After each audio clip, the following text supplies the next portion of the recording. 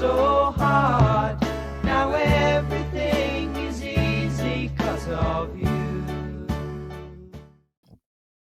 Ladies and gentlemen, we are back to Thoughts for Rent.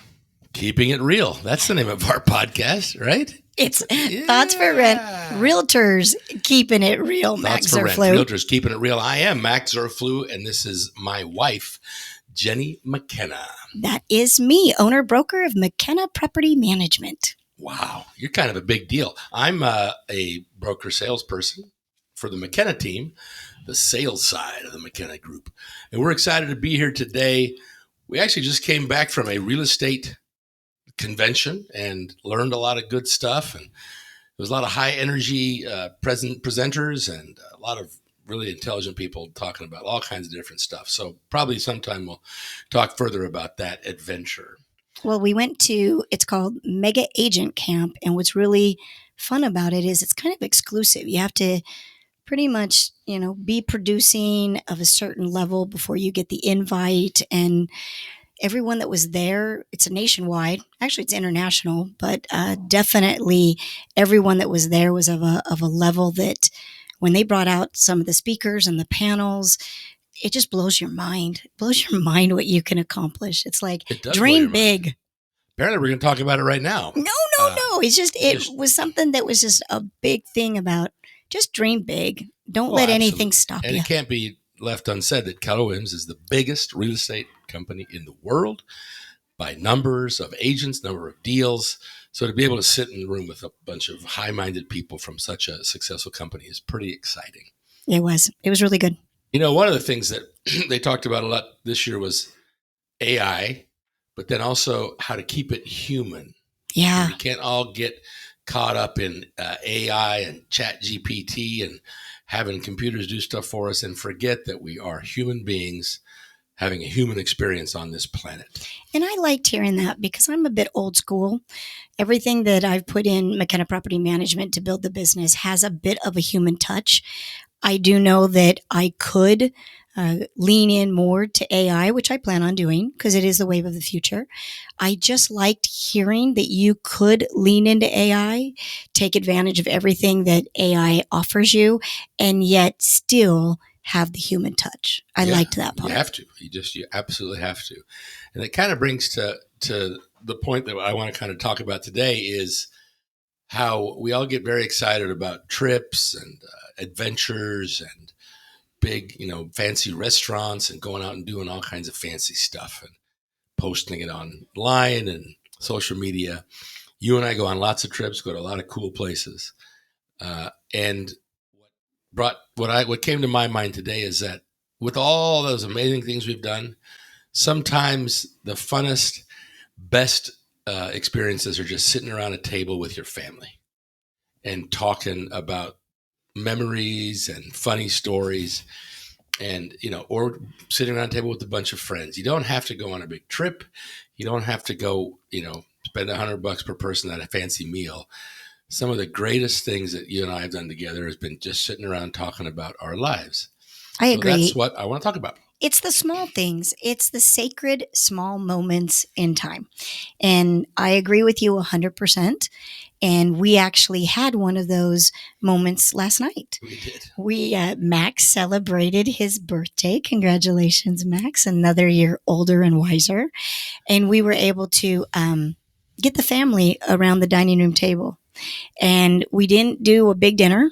It was Max's mom that did kind of a variety of things, just kind of random fruit, cucumbers, I don't know, a loaf of bread. Carts, deviled eggs. It was odd. It was an odd setup. Potpourri, for sure. Yeah, it was definitely not what you normally would plan as a meal for a birthday celebration. But we sat down and it was about sharing memories, and we laughed and we remembered things that we had forgotten. And I mean, my son Kai, our son Kai, he almost rolled over twice in his chair. He was laughing so hard at things that we were talking about. Well, we also had a couple of times last night when, Mom and John, my stepfather, were talking about things that our kids hadn't even heard about, didn't even know about.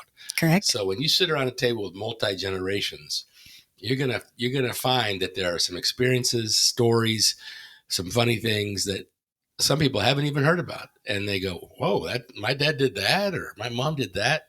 So it's really cool. I mean, Ireland kind of started it years ago. We sat down for a birthday dinner, and she said, "Okay, on birthdays, we like to go around the table and see what everybody's favorite experience is with the birthday person." I think she calls it popcorn because it's just like you pop in. As soon as you think of something, you can pop in and then you talk about it. So that's what happened last night. And you and I will go out to dinner, and we can go to a really fancy dinner, or we can go to Del Taco. But the conversation is ultimately what drives the experience. And you and I can, we'll go and talk about things that we've done together in our life, and those memories are really what is entertaining. Well, I've got one I want to share. Okay, you can share. And we might share a couple. Who knows? Okay. But Jenni and I were she's going to laugh right away, and it's going to be hard for her not to laugh. Okay. Jenni and I went to a restaurant near Phoenix, Arizona once. I know. See? And we went to this restaurant, just the two of us. It was a Mexican restaurant, kind of a really big restaurant, multi-levels. But we got sat at a two-top behind an older woman and I think it was her son. Definitely son. Felt like her son. And they were having dinner, but we had just gotten there. So they were done, and they got up to pay their bill, and they were going to leave. So the guy was paying the bill, and the mom got up. She had a cane, and she was about 3 feet behind Jenni. But Jenni could see her, and I could see. Both of us had view of her. And she stood up, and her loose pants just fell straight to the ground. And it was really, I mean, you tell these stories, and obviously if you were there, it's a whole other experience. But this one made us laugh. We had to try not to laugh. We couldn't laugh because we didn't want to make somebody feel bad. She didn't even realize that the pants had fallen down until she tried to start walking. And then she realized, and she tried to pull it up, and it was awkward even trying to pull it up. The sun came over. But you're watching this and you're like, I can't laugh. I can't laugh. I can't laugh. But then I'm looking at Max and he's trying not to laugh. And then as soon as we acted like we said a joke. I think you said something sort of loud. And then I was like, oh, you're so funny, Max. And then I could. Earshot, though. Once they were out of earshot, we kind of cackled.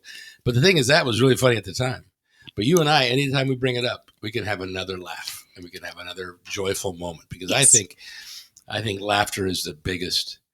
It's the greatest energy that there is. Smiling and laughter, I think, really drive the human existence. I agree with you. And I think that in this world where we're so busy and we always feel like there's something else that we should be doing, something else that we should be checking off our box, I think we forget that laughing is essential.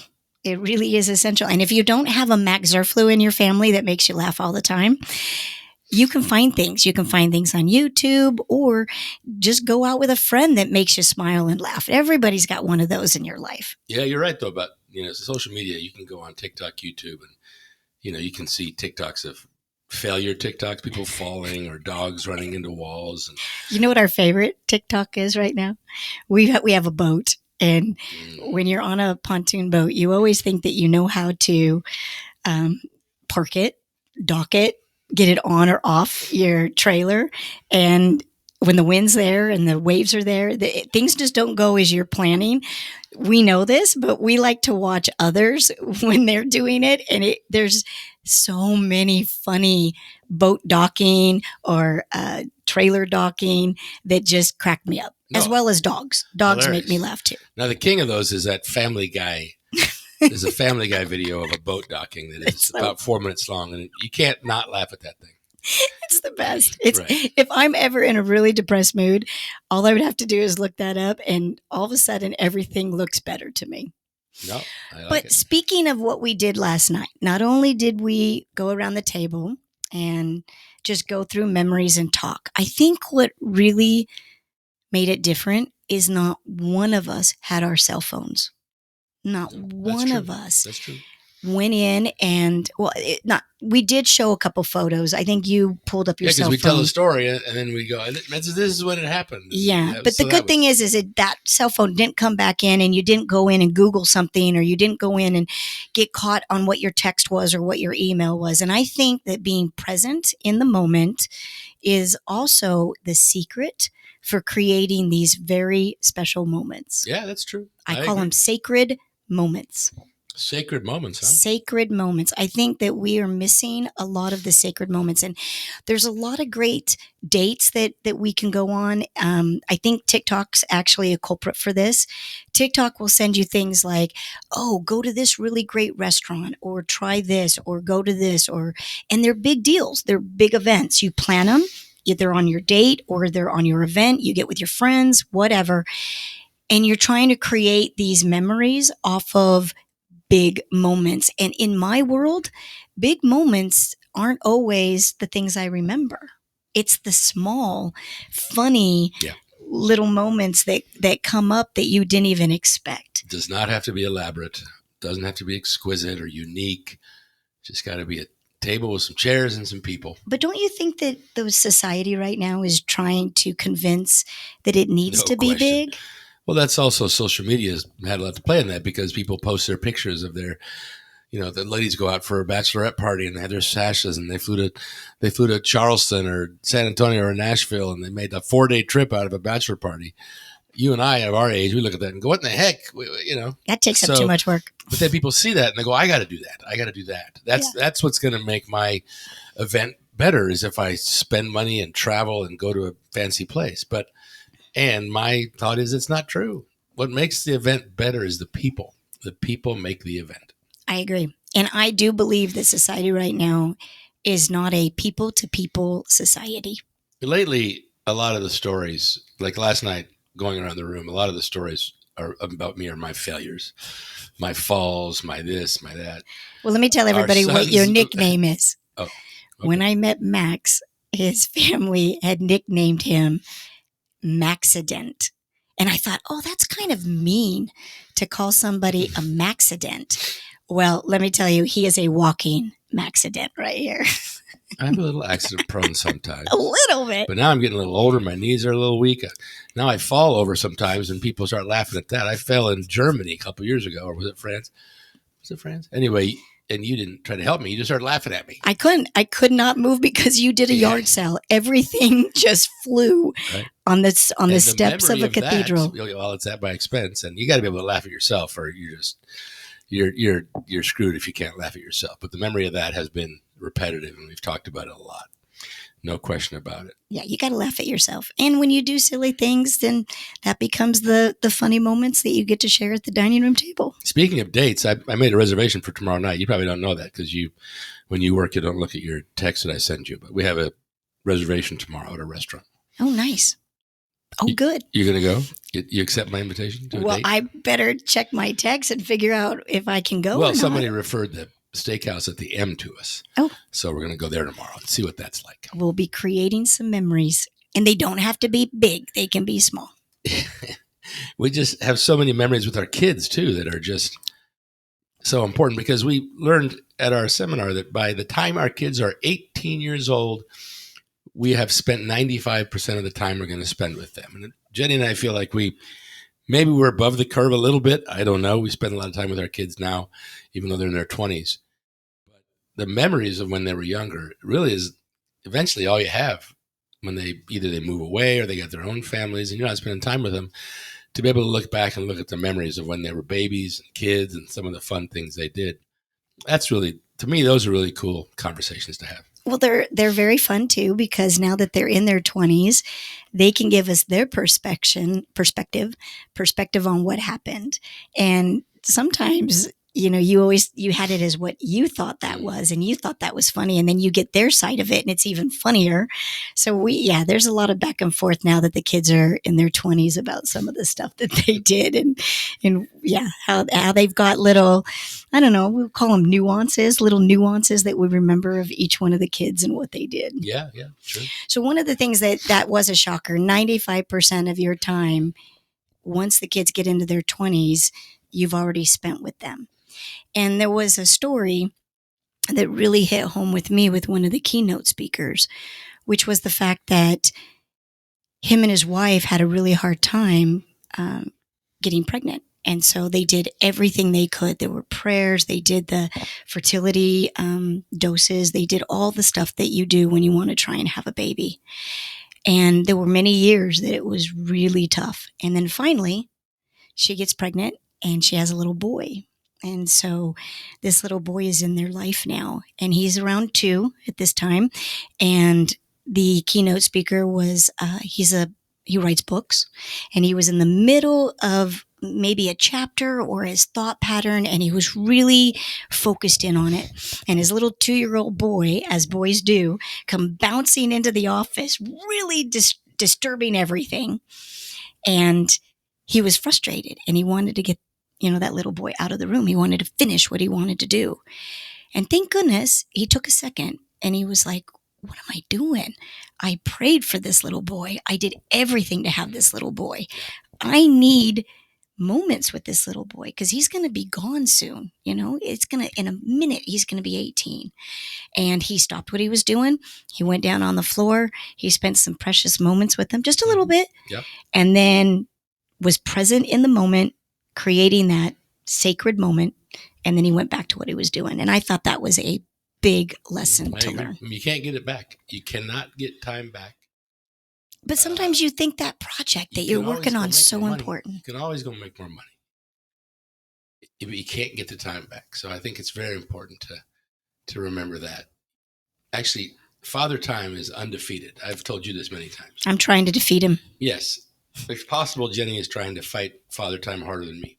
I'm working on it. The other day, a friend of mine posted a picture. I said, more evidence that Father Time is undefeated. And it was a video of David Lee Roth singing. He's 70 now, David Lee Roth. Don't tell me that, because he's so old. In this I video. Remember David Lee Roth when he was like bouncing around the stages. No, he was high energy, boy. Let me tell you. He anyway, was. You got wealth, right? You got money, yay! But it doesn't mean you got happiness everywhere else.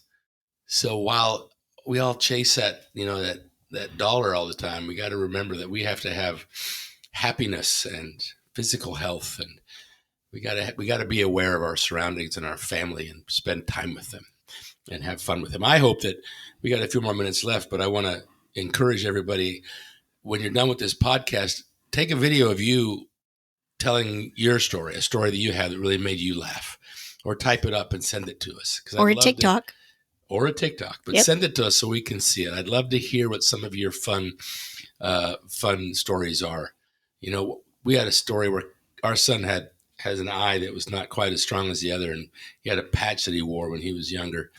We were on a family trip, and we all laughed at this too much, but we were at Kentucky Fried Chicken, and we were around the corner from the counter. We ordered our food, went to go sit down, and then when the food came, we sent Kai out to get the food. Go back and get the food, Kai. And Kai ran everywhere. Yeah. He never walked anywhere. So he had his patch on, and he took off running to go get the food, and we heard this splat and this wet floor stand. It was on the side of his face where the eye patch was, so he didn't see it. It's horrible that we're laughing at it, but we laughed at that so hard. Yes. And I want to hear some of your experiences, something like that you could share with us. Is there anything really, really funny that you want to share? Can you think of one? I think that a lot of people are trying to find the secret sauce in life. They buy books. They listen to podcasts. They are always striving to find the secret recipe, right? Absolutely. I think it's laughing. Yeah. I think it's finding the sacred moments, remembering them, and then talking about it with friends, family, coworkers. We start our mornings at 8:50 here at McKenna Property Management. And we have times where we'll just sit around before we even start the workday and laugh. In fact, yesterday, Ireland, it was a throwback Thursday, and she put pictures up on our TV screen of so many years ago, like some of them were 15, 16 year ago photos. And we laughed at so many of them. Mm-hmm. And I feel like yesterday, my morning, I was energized. I was just ready to go, go, go. You look back on it and you go, why? What was different? I think it's because it started with laughter. Yeah, very well could be, yeah. Yeah, so start your day with a laughter, and don't forget to laugh at yourself. Be okay with that. I know we talk about Karens, and I don't know what the male name for a Karen is, but people get all excited about the small things that happen to them, and they get angry and they get frustrated. But I think if they could have more laughter in their life, they would be able to pass those moments off as not so stressful. Be able to laugh at yourself, laugh at your surroundings, and know that we're here for a moment in time. And let's not lose that moment by being frustrated and angry. Let's laugh and smile. And I think you'll honestly see more success in every aspect of your life. Amen to that. Anything else you want to throw out there, Jenny? Just make sure that if you like what you're hearing on Thoughts for Rent, Realtors Keeping It Real, that you hit the subscribe button or share this episode with somebody that you think might get a kick out of it. And of course, we always would love to hear from our subscribers. We would love to hear from our subscribers. Reach out to us anytime. We'll talk to you guys soon. That was Realtors Keeping It Real on Thoughts for Rent. Oh, there you go. Sound good? Okay, good. I'll pass over to Ireland. Here you go, Ken. Thanks, Pops.